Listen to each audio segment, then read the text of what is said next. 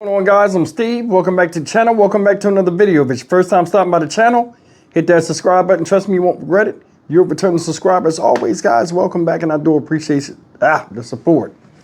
You know, one of the things I was told as a business owner when I first started my business almost 20 years ago, I was told some vital information that lasted, and it really carried me through my business being successful.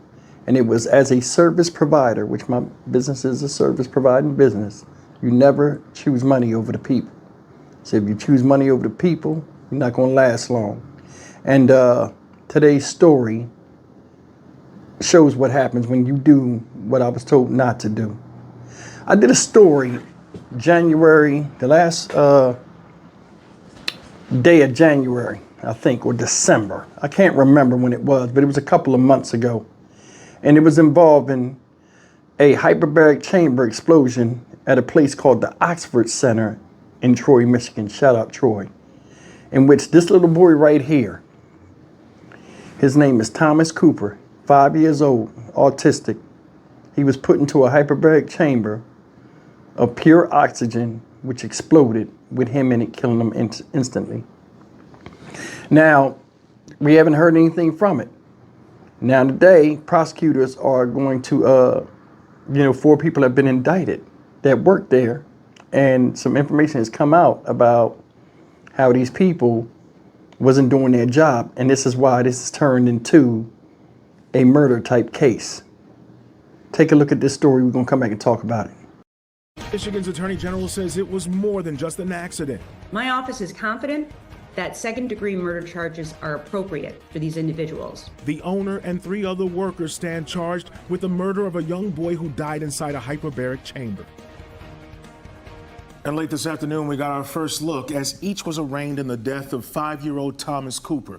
3 charged with second-degree murder and 1 with involuntary manslaughter. And that comes after the Michigan Attorney General said the clinic where that explosion happened was riddled with issues, including equipment that she says shouldn't have been in use. Victor Williams is live in Troy for us tonight. Victor, none of the 4 had much to say in court. Not at all, Kimberly and Damon. This was a very quick hearing, but a lot happened in that very short period of time. Oxford Center founder and CEO Tamala Peterson, safety manager Jeffrey Mosteller, primary management assistant Gary Markin, and hyperbaric chamber operator Alita Moffitt, all appearing before the judge charged in connection with the death of 5-year-old Thomas Cooper. This could have been prevented so easily if they only would have followed the manufacturer's guidelines, if they would have followed what is considered basic safety precautions. Peterson, Mosteller, and Markin are being charged with second-degree murder, while Moffitt is being charged with involuntary manslaughter, on top of another count of placing false information on a chart.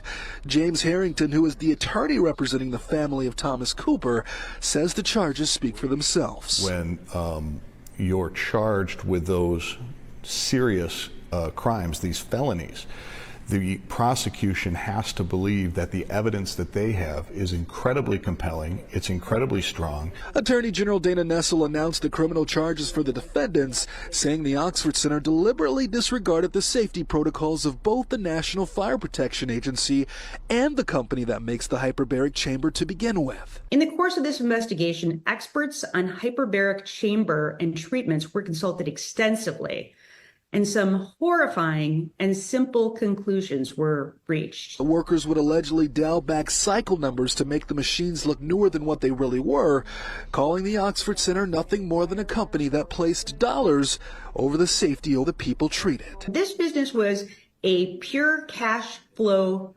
for-profit business.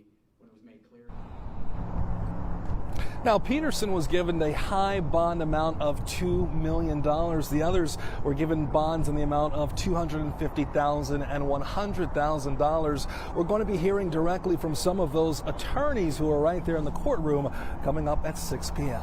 In the meantime, we are live in Troy. Victor Williams, Local 4. We look forward to your report coming up at 6. Victor, thank you. All right, guys, you've seen it. Neglectful act is what cost this little boy his life. Right in front of his damn mom's face that was in the room while he was getting treatment. And look, it says, the founder, which is the owner and chief executive, Tamala Peterson, 58, charged with second-degree murder. Facilities manager Gary Markin, 65, and safety manager Gary Mosteller, 64, are charged with second-degree murder. So the building manager, the owner, and the safety manager, the guy that's in charge of the calibrations, so on and so forth, and checking and making sure and writing off on the codes, okaying this machine for use, was all charged with second-degree murder. The operator of the chamber, when it exploded, Alita Moffitt, 60, is charged with involuntary manslaughter and intentionally placing false medical information on a medical chart sheet. How fucked up is that? Somebody's pure laziness and negligence on a piece of machinery that they use to make money cost somebody their life. When I first seen this, I talked about how it was an unfortunate accident. And in the back of my mind, I was like, damn, this is a medical building. And this thing blew up in it. I'm like, what's up with the codes and the safety? Like, how does this happen? You know, are they that unstable? Come to find out, these motherfuckers wasn't even doing the upkeep. Said they was rolling back the numbers on the machine to make it look like the machine was being serviced regularly. That shit is crazy. That's messed up. How messed up is that? This mother got to hear that all of this could have been avoided and she didn't have to witness her son getting blown up in a goddamn hospital room where she almost lost her life, and the woman that was operating it, Miss Alita Moffitt, was hurt too. It's crazy. That's a void that'll never be filled. And that's a vicious way for somebody to have an accident, and then what you see, you can't unsee. And you know it messed her up for life. Messed up for life. Bad enough he had autism and he had to deal with that.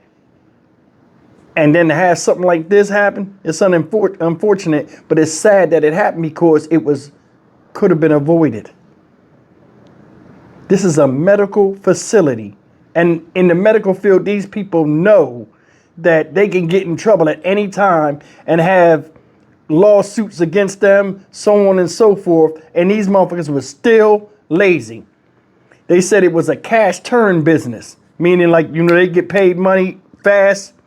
A lot of times in the medical field, they write off checks and don't question nothing. When these people are doing services with insurance companies, so on and so forth, it was a cash cow for these people. They didn't care. A fucking baby is dead.